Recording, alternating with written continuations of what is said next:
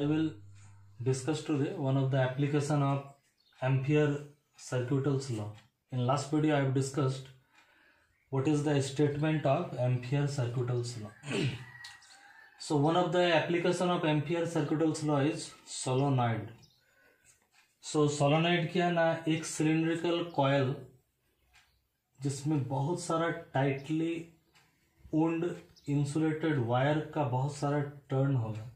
अगर एक long wire हम लोग ले लेंगे और उसको हम लोग जैसे मान लीजिए आयरन के साथ आयरन रॉड वाला रहेगा, आयरन रॉड के ऊपर में उसको ऊंड करेंगे, उसको लपेटेंगे, बहुत ही क्लोजली पैक्ड अगर ऊंड रहेगा और वायर एक दूसरे में इंसुलेशन होना चाहिए, बहुत ही क्लोजली पैक्ड अगर ऊंड हम लोग कर देंगे, उसका जो शेप होगा इस ढंग का शेप होगा, सिलिंड्रिकल शेप होगा. लेकिन ये तो बहुत क्लोजली नहीं. आप लोग जैसे स्प्रिंग को देखें, स्प्रिंग सोलोनॉइड का शेप स्प्रिंग टाइप का ही होता है.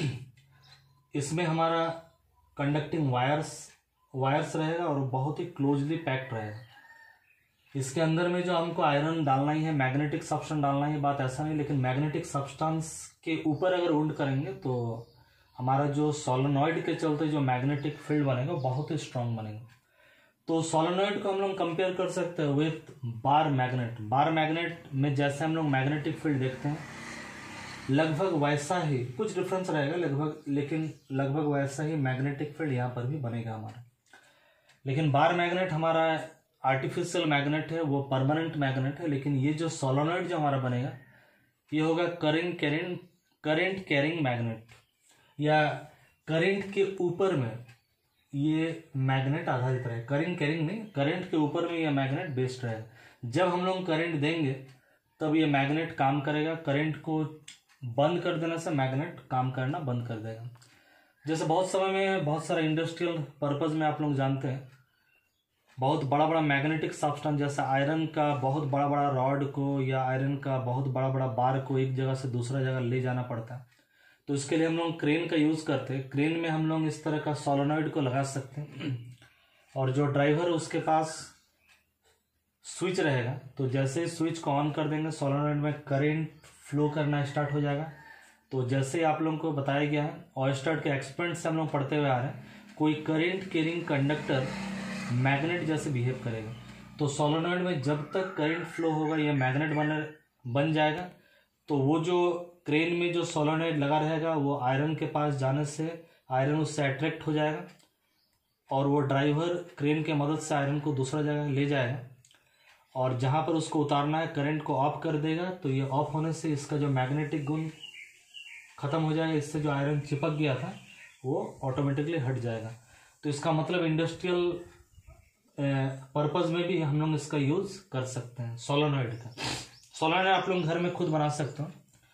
कॉपर वायर, कॉपर कॉयल को अगर आप लोग लोगे, पेंसिल या कोई आयरन नेल्स के ऊपर में अगर उसमें उंड कर दोगे और उसको अगर एक बैटरी के साथ उसका दोनों किनारा को बैटरी के साथ अगर ज्वाइन करोगे तो छोटा छोटा पिन्स जो स्टेपलर का पिन हो या ऐसा पिन हो वो ये सब जगह में चिपकना स्टार्ट हो जाएगा. जैसे हम लोग देखते थे खास करके जो हम लोग बार मैग्नेट में देखते तो वैसे ही बहुत सारा चीज़ आपको देखने को मिलेगा. तो magnetic field due to current carrying solenoid आज हम लोग निकालना चाह रहे हैं. करंट कैरिंग सोलोनॉइड का मैग्नेटिक फील्ड कितना बनेगा.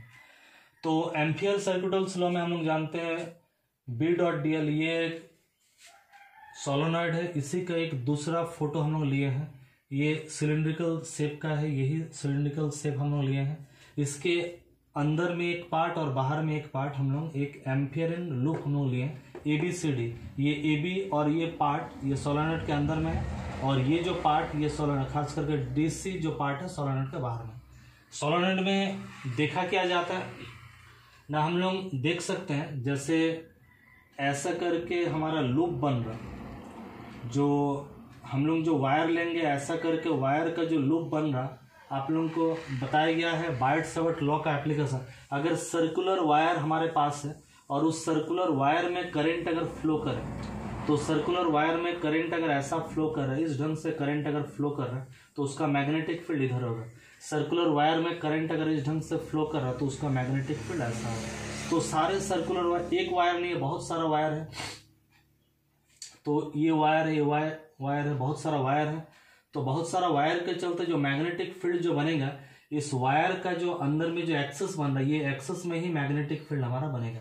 तो सोलेनॉइड के ये सारा पार्ट में भी मैग्नेटिक फील्ड बनेगा। और आप लोग जानते हैं मैग्नेटिक लाइन्स ऑफ फोर्स, ये तो क्लोज लूप फॉर्म होता है, इस ढंग से ये क्लोज लूप बनाएगा। जैसे हम लोग बार मैग्नेट में भी देखे थे, मैग्नेटिक लाइन्स ऑफ फोर्स वो आउटसाइड द मैग्नेट जाएगा नॉर्थ से साउथ पोल, और इनसाइड द मैग्नेट जाएगा वो साउथ से नॉर्थ पोल। यहाँ पर भी सेम वही टाइप का चीज़ हम लोग को देखने को मिलेगा। तो यहाँ पर हम लोग अगर बी डॉट डी एल पूरा इस लूप के लिए अगर ले बी डॉट डी एल, तो इसी इंटीग्रेशन को हम लोग 4 पार्ट में डिवाइड कर सकते हैं, ए से बी तक, बी से सी तक, सी से डी तक, डी से ए तक।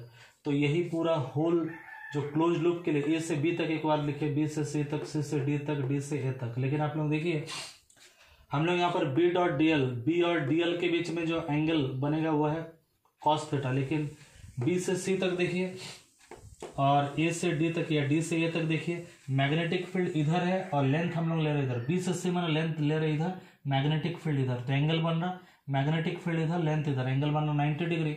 तो कॉस 90 माइनस 0। यहाँ पर भी जब ले रहे हैं हम लोग डी से ए तक, तो मैग्नेटिक फील्ड इधर बन रहा, लेंथ ऐसा माने एंगल बन रहा 90 डिग्री। तो चाहे बी से सी तक हो, डी से ए तक हो, यहाँ पर जो एंगल बनेगा कॉस 90 डिग्री, तो ये हो जाएगा 0। तो हमारा ये पार्ट बी से सी तक और डी से ए तक ये पार्ट हमारा 0 हो गया। अब बच्चा ये वाला पार्ट, ये वाला पार्ट, ये वाला पार्ट में भी देखिए सी से डी तक, ये जो सी डी जो पार्ट है ये सोलेनॉइड का आउटसाइड में। तो सोलेनॉइड से थोड़ा बाहर में अगर हम लोग चेक करना चाहिए मैग्नेटिक फील्ड, बहुत ज़्यादा घट जाता है और 0 होता है। तो सोलेनॉइड का ये बहुत बाहर में, इसलिए यहाँ पर मैग्नेटिक फील्ड, चूंकि ये सोलेनॉइड का आउटसाइड में सी डी, इसलिए मैग्नेटिक फील्ड 0 हो जाए। तो हमारा बचेगा खाली ए बी वाला पार्ट। तो अब देखिए ए बी वाला पार्ट में मैग्नेटिक फील्ड जिधर है, लेंथ भी हम लोग उधर ही लिए, एंगल बनेगा 0 डिग्री।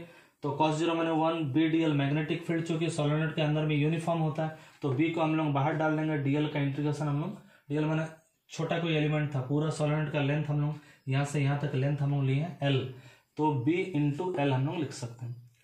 अगर स्मॉल एन, एन का मतलब है number of turn per unit length, unit length में नंबर ऑफ टर्न अगर एन है, तो total number of turn, total length में, एल लेंथ में नंबर ऑफ टर्न होगा एन इंटू एल। तो हम लोग बात कर सकते हैं यहाँ पर B dot D L Ampere circular law में mu naught into net current enclose by the loop A B C D.